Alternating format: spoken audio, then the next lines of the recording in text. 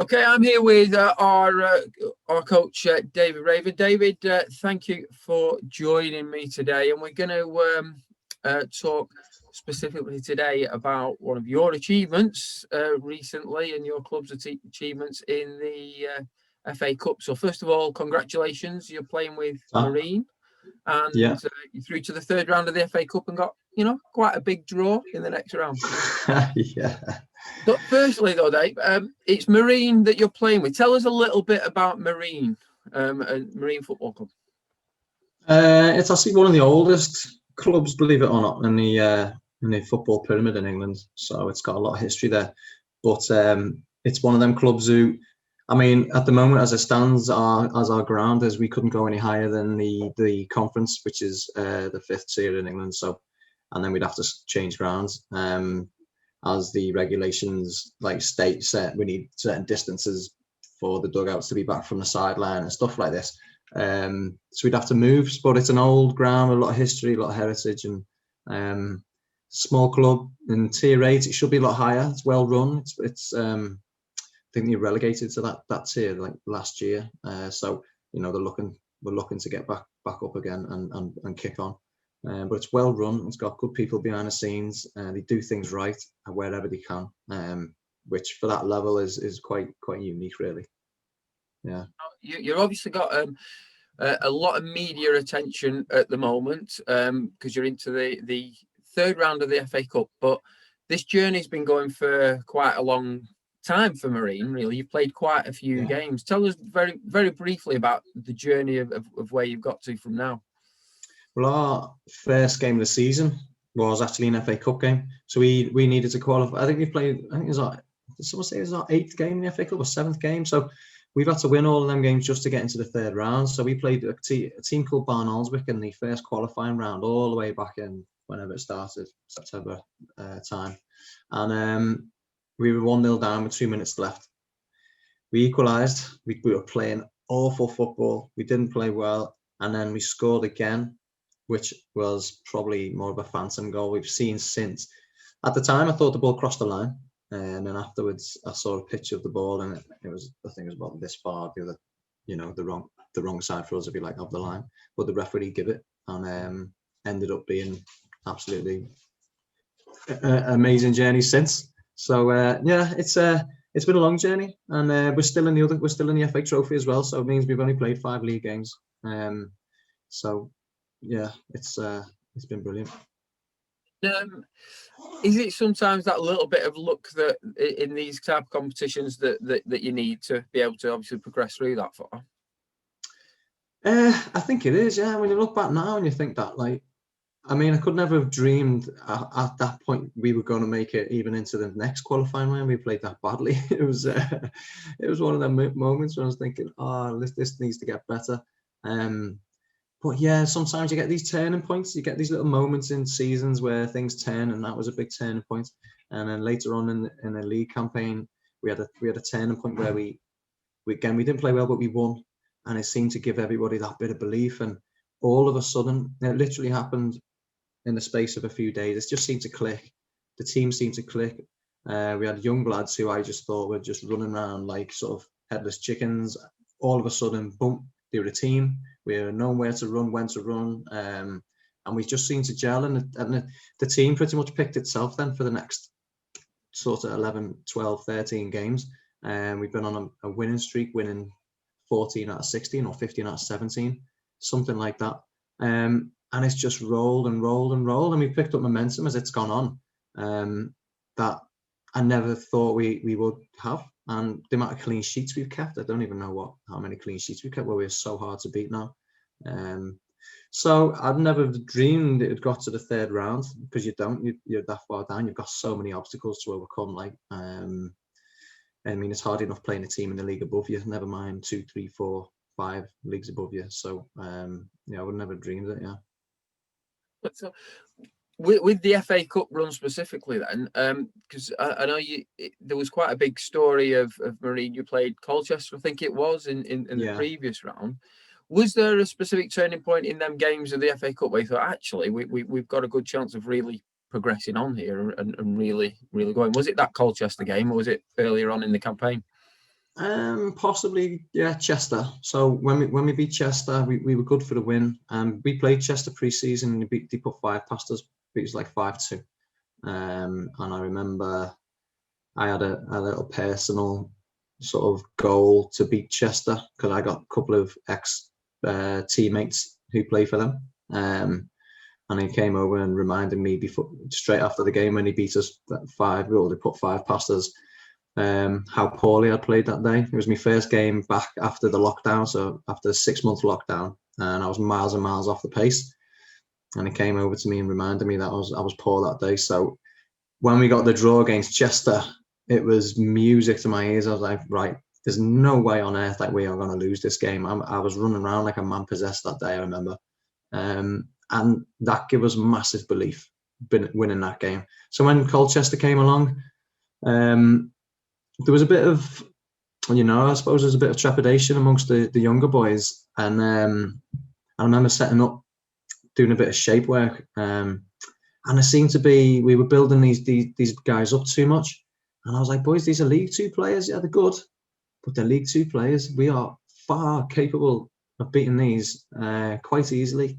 And just drilling into the younger lads that actually how good they can be was sort of then my goal and my aim to say, wow, what an opportunity you've got here, guys. You play well against these, they take notice, and I tried to spin it that way instead of I tried to take away the fear factor, if you like, of the game. So changed it around into make it a challenge instead of something that's to be scared of. So when we went into Colchester, there was not much fear factor there. We were well drilled. The manager came up with a game plan that was absolutely superb, I thought. And he woke up on a Saturday morning and decided to change his mind, which I was so glad he did. And we went down to the training pitch on the Saturday morning before the Saturday afternoon game against Colchester and practiced this new game plan, which went absolutely brilliantly. So, the belief has grown as time has gone on. Every game, you think, well, we beat them, we can beat them, there's no problem. So it's just gone on and on, yeah. So that I mean, the first win that really got into the press and was picked up was that Colchester win, obviously playing league opposition and things. So that was the whole setup of that game, and that was a last minute change on the Saturday morning, was it? That was it was just a tweak, yeah. So it was a tweak where when we played against Chester, we knew that they'd try and switch the play, get the ball out from the back. So in that case, the manager looks at what personnel he's got and thinks, well, how best are we going to play against this? So we decided, right, let Chester have it, come out one side, and then we'd all try and defend one side of the pitch. And that was fine. It worked against Chester, mostly because the centre-backs didn't have the same quality as the centre-backs at Colchester. And I was worried about that. I was worried about the centre-backs at Colchester being able to step into midfield, ping diags, put balls into the front two strikers to cause us problems. And I think the manager was thinking exactly the same. So he woke up on a Saturday morning and decided to get our centre forward to man mark one of their centre backs. So to let the ball come out to the right centre back to have the ball. And every time he looked up to try and switch the play to his left centre back, because their strength was on the wings, he couldn't do it. And our centre forward was standing right next to their centre back man marking him. And I thought it was a stroke of genius. I really did. I've never seen it done. I'd never been involved in a game where a centre forward's been asked to do a job like that. And Colchester just couldn't deal with it. They couldn't get their heads around it. They couldn't switch the play. They couldn't do what they wanted to do. And we just ended up shuffling side to side. They'd give us the ball back and on off we went. So I just thought, a little stroke of genius from the manager there. He deserves a lot of credit for that. I mean, the last 2 games, they haven't been easy games. You've gone into extra time both. I mean, and that Colchester game went into penalties. And obviously you stepped up for one of the penalties and took yours. And then what was going through your mind when you stepped up to take that penalty? I had it in my head what I was going to do. And the way I prepared for it was just to go over and over and over in my mind what I was going to do. And I was just, the keeper saved it, he saved it. But in my head, it was a clean strike straight down the middle. And that was it. That's what I was going to do. And I just pictured it over and over and over again from the minute I knew I was taking a penalty to the minute I actually took the penalty. So by the time I actually took the penalty, I actually felt really quite calm. So stepping up to penalty, I knew exactly what I was going to do because I had no doubt in my mind because I told myself about 50 times before that. And I know there's real strength in that, so that's why I knew about it, So, but stepping up, after that, the manager said, "I didn't know you took penalties," and I said, "No, I don't. That's only my second one in my career." So, he said, "If I knew that, you probably wouldn't have been on the list." So yeah, it was just one of them where I needed to show leadership. I was probably the most experienced player on the pitch, never mind on our team. So showing up a bit of leadership to, I'll take a penalty, Gaffer, 100%, and let everybody else sort of follow on from that. It was a great penalty, and like you say, it was hit with confidence. I think the commentator also knew exactly what you were going to do as well, because he said nonsense straight down there. But then, obviously, from that one, and you won on penalties, and that was a great story, and attracted a lot of press to you. But you've gone through into the second round and won that virtually with the last kick of the game. A cross that you nearly got onto the end of, but I know that we've spoken since, and you thought if you got on the end of it, it might not have gone in. But talk us through that last few minutes of that game as well. We knew we'd get a chance. When we throughout the game, their players, their defenders, we knew they were actually really poor from their own defensive set pieces. Like, amazingly, they're all 6 foot plus. One of the lads was 6'5", but they really weren't very good at defending set pieces. We'd seen that in the videos leading up to the game, and throughout the game, the balls are great. The delivery into the box is brilliant, and they seemed to really struggle when it was right in the centre of the goal. And I said to the lads, like, I'm just going to run straight, because we were trying to come up with little elaborate runs to lose our markers, and it wasn't working. They were getting on the end of the ball, so I just thought to myself that I nearly scored, and I got my head to one a few minutes before it when I was completely unmarked. So I'm just going to do that again, and I started right in the centre of the goal, on the edge of the box, and ran straight forward, and I was completely unmarked, and I was absolutely amazed.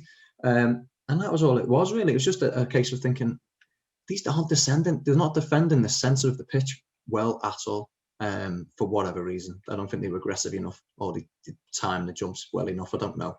And I wanted to stop the goalkeeper coming and collecting it as well. So that was my idea, right down the centre.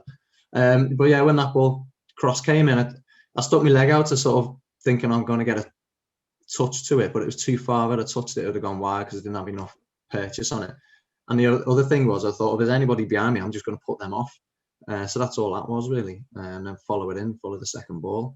But they seem to be, for such a big side, have a very big weakness at the defending set pieces, which I was pretty surprising, really. Yeah. So obviously, the last kick of the game. Now, I know that we were talking. You were talking with some of our players on Zoom earlier this week, and it was in there, I think, the 120th minute, but there was still a couple of minutes to go in that game, and you said that you had to sort of be a bit of a leader on the pitch and get them calmed down and make sure they focused in them last couple of minutes of the game. Well, we scored, and obviously everyone's celebrating, running around, but we had some of the subs came running onto the pitch like we'd won the game. We've still got 2 minutes to play.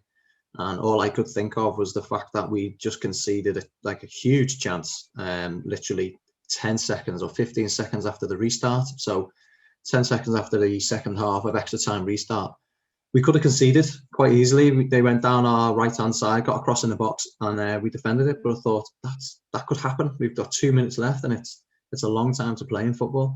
So I was just trying to calm everybody down. Calm down, sort your heads out. We can celebrate this after. You know what I mean? Come get yourselves in shape again, and let's concentrate, because that's when you're most vulnerable. As soon as you score a goal, that's when you're at your most vulnerable.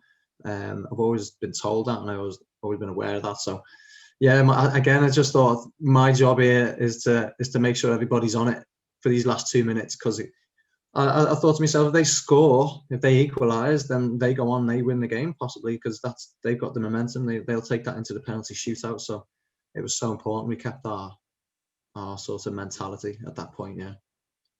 And then on Monday night was the third round draw. And obviously, coming into the third round, there's all the Premier League clubs, Championship clubs, and all that. you were draw. You got an easy tie, I think, in the third round against Spurs. Is that right? Yeah, So they're only top of the league, aren't they? Top of the they're only Prem. top of the Premier League. So what does that mean? Obviously, Marine have been drawn against the league leaders. You got Jose Mourinho going to be coming to Marine. What does that mean for the club and for you as well? Well, it's everything for the club. I think. I think it's a record as well, by the way, for the amount of places in between two teams in the FA Cup. So I think this is the first time there's been something like 280 odd places between two teams playing against each other. So that's a nice stat to know. But for the club and the area and the community, the whole cup run even up until now has been absolutely brilliant for the community. It's just putting a smile on people's faces in a tough year, especially in the area that we are in, and for the club, for the chairman, for all the people who volunteer and stuff. I think it's their dream come true to see people like Mourinho and Gareth Bale and Kane come and turn up to their ground and their place. They're going to try and put as good a sort of hosting on as they possibly can to show these guys we've got a bit of pride about ourselves, and I think it's huge. I think Mourinho, by the sounds of things, going to play as some of the stronger teams, some of the stronger players. Sorry, with he done an interview the other day saying he wants to give us the respect by playing the players that our fans would like to see, which he's done before, and I think that's really good, noble of him, and he'll make it into a bit of a spectacle if he does that. So it'll be good. I know in some of the Zoom chats you've had with the players, and they asked about would you have preferred to play away at Spurs or at the big stadium and things. And I know you mentioned that some of the players, some of the younger players in the squad were up for that. What's going to be obviously the difference to playing there at home for you as a team and that against a team like Spurs? Just with the surroundings, obviously it's a bit more alien to them. The pitch isn't going to be as good as the pitches at their ground. It's not, that big, slick, wide open pitch where they could pop it around us, and it's really fast. It's not going to be like that. So that could work to our advantage.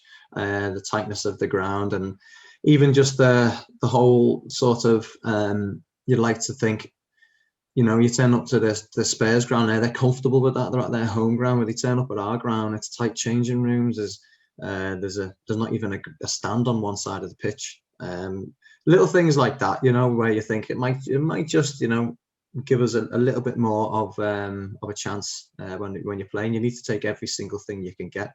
The boggier the pitch for us, I think the better it is. It'll level it up for us. So, I mean, we like to play, but are we going to beat Tottenham at a passing game? Well, we're not. No. So let's be honest about this. Let's just win and however we can. I think that's the way we got to look at it. You talk about the ground. I think I saw something on social media today. By the way, I thought the pitch on it's good. The thing looked really good. The pitch. It is really good. They've done loads of work on it. Yeah, brilliant. Yeah. I saw something on social media, I think it was this morning, that on some of the fencing around, that's the numbers of which house backs onto it, so that you know which house to go and knock on if you need to go and get the ball. When the ball goes over. Yeah. Do you think they'll be sending Mourinho around to get the ball if their team kicks it off? Oh, yeah, I can imagine that. I think the neighbours will be made up with that one, won't they? Oh, God, yeah. So you talk about obviously them coming to your home ground. That how do you think as a team you'll set up to play against a team like Spurs who are leading the thing? Will you do anything different? I think we're gonna. Let's be honest. I mean, the difference in quality is vast. The gulf is huge. So, going toe to toe with them, probably not going to do as much good. So yeah, we'll probably try and hit them on a counter attack, keep our shape as much as we can, limit their chances, just try and stay in the game for as long as we possibly can. And you just never know what might happen then. So I think that's just going to be the way forward. As I say, we've got pace, to be fair, and I think they might be surprised by the little bit of pace that we've got on either wing. So that might be a bit of a surprise for them. So yeah, I think that's going to be the way forward. I don't think we're going to go toe to toe with Tottenham, and then that'll just be like suicide football. Yeah.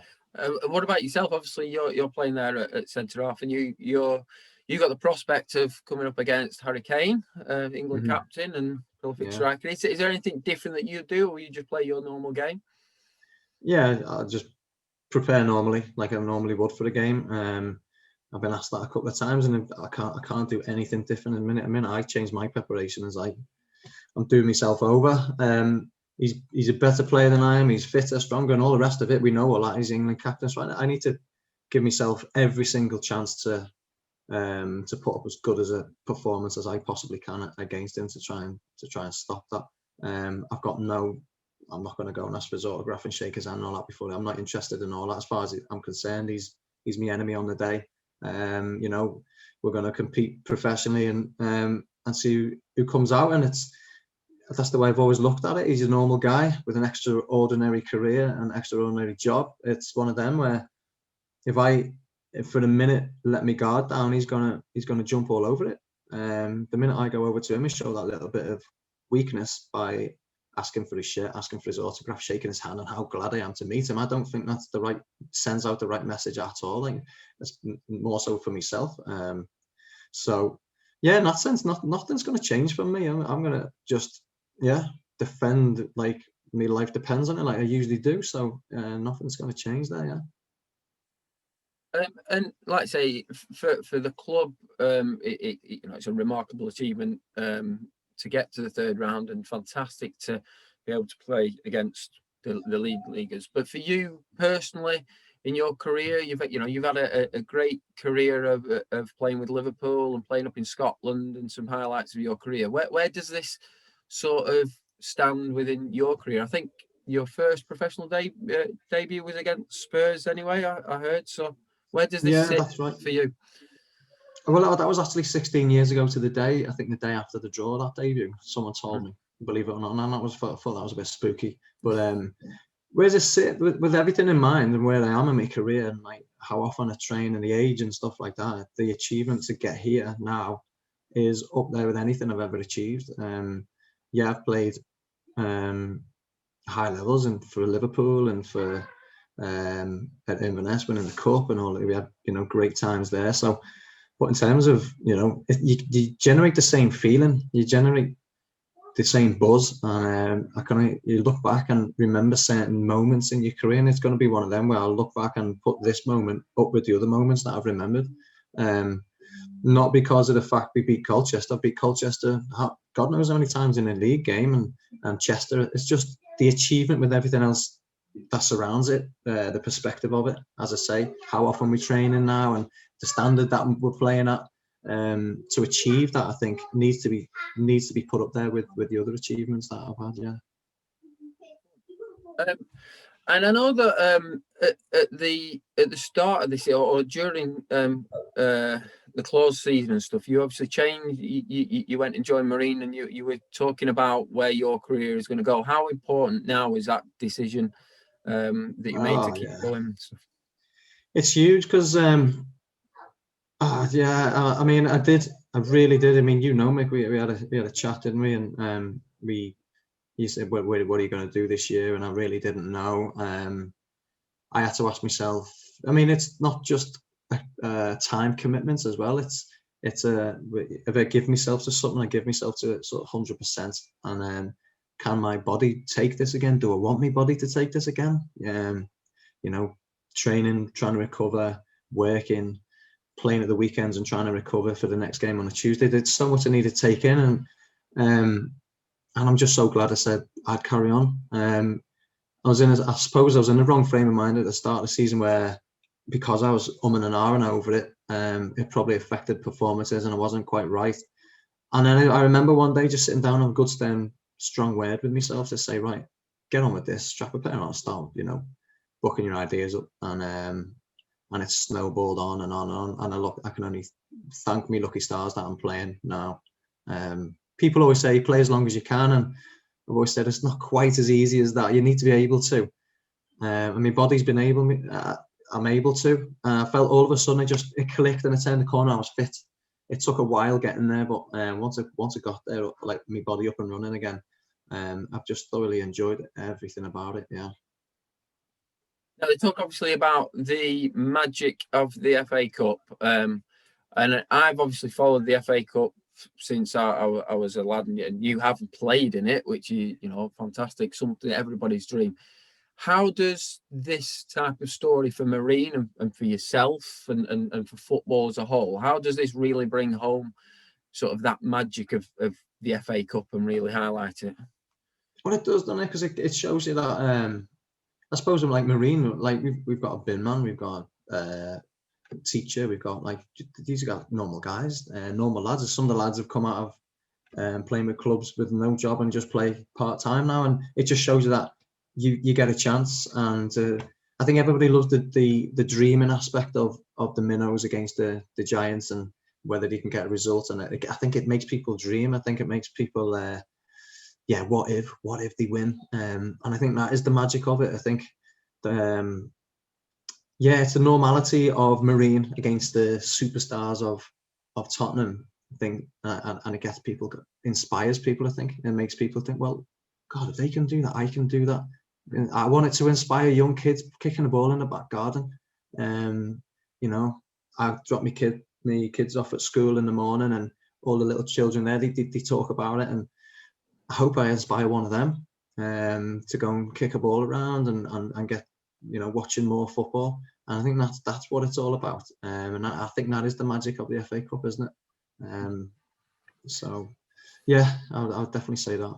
Well, I think you've certainly inspired many people. I think Marine have got a lot more supporters behind them. They definitely will when they come up against Spurs. I think. And I know that you've obviously done lots of interviews. You've done quite a few for a few Q&As with our players on the academy, and you've got another one lined up later on today. Yeah. What sort of with this story and obviously your achievements of what is the message that you can pass on, and that experience and things to our young players on the academy and players that are looking at coming through? I think what they've most enjoy is the build up to the games and actually what happens behind the scenes, and then obviously asking me about the experience of these games, how I felt and how I've dealt with the pressure, how I've dealt with as you talk about playing against these big name players. But I think he really enjoyed the intricacies of actually the day-to-day workings of what we're actually doing. So when we prepare for these games, well, what do you actually do? How does that work?